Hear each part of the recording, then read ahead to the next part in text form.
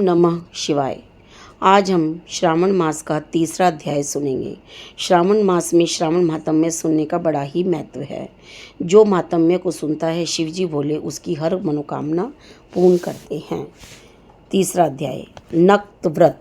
सत कुमार भगवान शंकर से बोले, आपने व्रत समुदाय का उद्देश्य बताया, परंतु मेरी जिज्ञासा शांत नहीं हुई है। आप विस्तार पूर्वक इन व्रतों को बताने की कृपा करें। आप खोलकर मुझे समझाएं, जिसे सुनकर मैं कृतकृत्य हो जाऊं। सनत कुमार की प्रार्थना पर भगवान महादेव बोले, जो भक्त श्रावण मास को नक्त व्रत कर व्यतीत करता है, वह संपूर्ण वर्ष इस नक्त व्रत का फल भोगता रहता है। दिन की समाप्ति से 3 घड़ी पहले रात्रि भोजन को नक्त व्रत कहा जाता है। नक्त व्रत भोजन में सूर्यास्त से 3 घंटे पहले के समय को छोड़कर शेष समय लिया जाता है। सूर्यास्त से पहले के 3 घंटों को संध्या काल कहा जाता है। संध्या काल में आहार, मैथुन, निद्रा तथा स्वाध्याय करना वर्जित है। अब मैं तुम्हें गृहस्थ एवं सन्यासी के भेद से नक्त भोजन की 2 प्रकार की व्यवस्था बताता हूँ। ध्यानपूर्वक सुनो। जब सूर्यदेव के मंद होने पर अपने शरीर की छाया दुगनी हो जाए, उस समय को सन्यासी के लिए नक्त भोजन व्रत कहा है। शास्त्रों में गृहस्थ के लिए नक्षत्र के उदय होने पर रात्रि भोजन करने को नक्त भोजन व्रत कहा है। शास्त्रों में सन्यासियों के लिए रात्रि काल में भोजन निषिद्ध हो जाने से दिन में अष्टम भाग में भोजन करना बताया है। गृहस्थी को विधि द्वारा रात्रि में नक्त व्रत का भोजन करना चाहिए। सन्यासी, विधवा तथा विदुर को सूर्यास्त से पहले ही भोजन करने का विधान है। पुत्रवान, आश्रयहीन तथा स्त्री विहीन पुत्रवान विदुर को रात्रि में भोजन करना निषिद्ध है। श्रावण मास में नक्त व्रत करने वाले प्राणी उत्तम गति को प्राप्त होते हैं।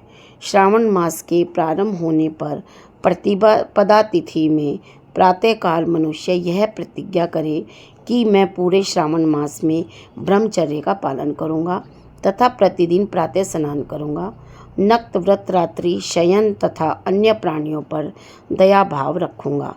यह वह भी संकल्प करे कि यदि मैं इस व्रत के प्रारंभ होने के बाद और इस व्रत के समाप्ति से पूर्व मर जाऊं, तो हे भगवान, उस स्थिति में आपके प्रसाद से मेरा व्रत परिपूर्ण हो जाए। नक्त व्रत करता हुआ प्राणी मुझे अति प्रिय हो जाता है। ब्राह्मण द्वारा या स्वयं रुद्र का 1 मास तक जो अभिषेक करता है, उस पर मेरी सदैव कृपा दृष्टि रहती है, क्योंकि मुझे जलधारा अति प्रिय है। श्रावण मास में जो प्राणी अधिक स्वादिष्ट भोजन या उपयोगी वस्तु ब्राह्मण को देता है, वह मुझे बहुत प्रिय है।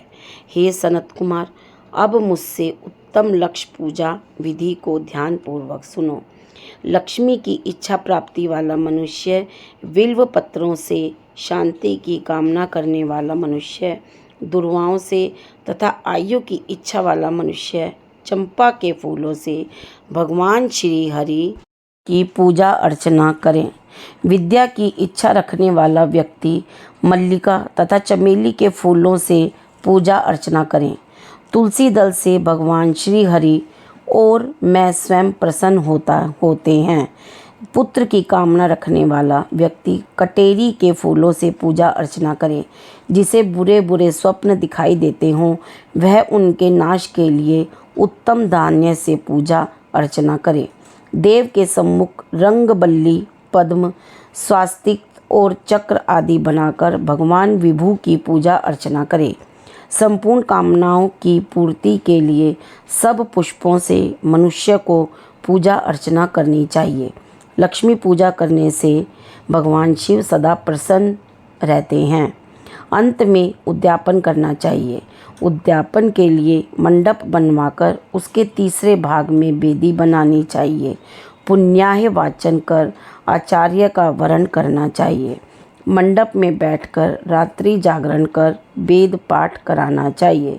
वेदी पर उत्तम चतुर्लिंग तो भद्र बनाकर उसके मध्य भाग में चावलों से सुंदर कैलाश का निर्माण करना चाहिए। उस वेदी में यथास्थान तांबे का कलश स्थापित करना चाहिए। उसमें पंच पल्लव तथा सूक्ष्म वस्त्र रखने चाहिए। उसमें भगवान शंकर की स्वर्ण की मूर्ति को पंचामृत से स्नान कराकर स्थापित कर अर्चना करें। नैवेद्य युक्त धूप, दीप, गीत, वाद्य, नृत्य तथा वेद शास्त्र पुराण द्वारा रात में जागरण करना चाहिए तथा प्रातःकाल होने पर स्नान करना चाहिए। पवित्र शास्त्रोक्त विधान से वेदी बनानी चाहिए। तिल, घी, पायस, मूलमंत्र, गायत्री, शिव सहस्त्रनाम से हवन करना चाहिए। जिस मंत्र से पूजन किया है उसी मंत्र से हवन करना चाहिए। खांड, घी, चावल से हवन करना चाहिए। हवन समाप्ति पर पूर्णाहुति देनी चाहिए। प्रातः वस्त्र, अलंकार, आभूषण से आचार्य का अर्चन करना चाहिए। ब्राह्मणों का पूजन कर उन्हें दक्षिणा देनी चाहिए। जिन मंत्रों से भगवान शिव की लक्ष्य पूजा की है उन चीज़ों को दान करना होता है। स्वर्ण निर्मित भगवान शंकर की मूर्ति का अर्चन करें। यदि 1 महीने तक दीप जलाया हो तो उसकी दान में देना चाहिए। संपूर्ण इच्छाओं की सिद्धि स्वर्ण की बत्ती, चांदी का निर्मित दीप बनवाकर उसमें गऊ का घी भरकर दान देना चाहिए। ब्राह्मणों को भोजन कराकर दक्षिणा दें। इस प्रकार जो मेरी अर्चना करता है मैं उस पर सदैव प्रसन्न रहता हूँ।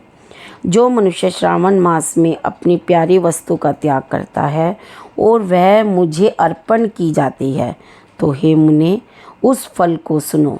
इस लोक में तथा परलोक में वह वस्तु लाख गुना होकर मिलती है। निष्काम भाव से त्यागने पर उत्तम गति की प्राप्ति होती है। जो भक्त मेरा रुद्री पाठ करता है वह प्रति अक्षर करोड़ वर्ष तक रुद्रलोक में निवास करता है। पंचामृत के अभिषेक से मोक्ष की प्राप्ति होती है। श्रावण मास में धरती पर सोने वाले मनुष्य को हाथी दांत से बनी हुई या चंदन निर्मित नवरत्न से जुड़ी हुई मृदु गरुड़ चिन्ह वाली रुई से भरी कपड़े के रजाई और तकियों से संपन्न शैया प्राप्त होती है। वह शैया उसे सुंदर स्त्री अन्य रत्नों से विभूषित मिलती है। श्रावण मास में जो आदमी ब्रह्मचर्य का पालन करता है उसका वीर्य अत्यधिक पुष्ट हो जाता है। तेजस्विता, बल, शरीर दृढ़ता और धर्म कार्य में समस्त उपकारी चीज़ें उसे मिल जाती हैं। जो आदमी इस मास में मौन व्रत धारण करता है वह श्रेष्ठ वक्ता हो जाता है। मौन व्रत दिन या रात या भोजन के समय रखा जा सकता है। मौन व्रत में यदि मनुष्य घंटा तथा पुस्तकें दान करता है तो उसको सब शास्त्रों की जानकारी स्वयं प्राप्त हो जाती है। वह मौन व्रत के प्रभाव से बृहस्पति के समान बुद्धि वाला बन जाता है। मौन व्रत करने वाले मनुष्य की किसी से कलह नहीं होती। 3रा अध्याय संपन्न हुआ। ओम नमः शिवाय।